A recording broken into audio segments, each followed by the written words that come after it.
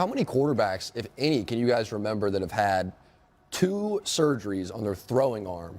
And quarterbacks of his caliber, quarterbacks that run like Cam does. Have you ever heard? I mean, this is getting into rarefied air a little bit. It's tough. I will say this, though. Text just now, I asked the question, will he need another surgery? And the response is not at this time. So I guess there's a possibility, if I read into that, there's a possibility that he won't. But obviously the possibility that he might is alarming for a guy who makes his living throwing the ball. But you know what was also alarming? That during the press conference, he seemed to indicate that he didn't all the way know what was wrong, with the shoulder. So I don't think that whatever he's finding out from the doctor seems to be all the way conclusive, or at least not to his liking. But it's certainly something that you need to figure out when it's your moneymaker.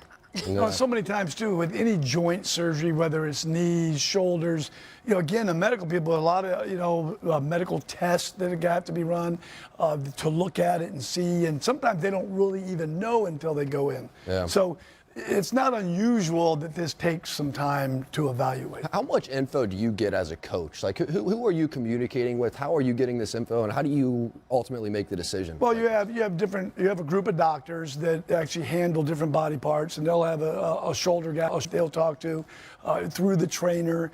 The MRI studies. A lot of times they may even exploratory surgery, a scope to go in to really see. Sometimes the MRI doesn't even show maybe the detail of what needs to be corrected.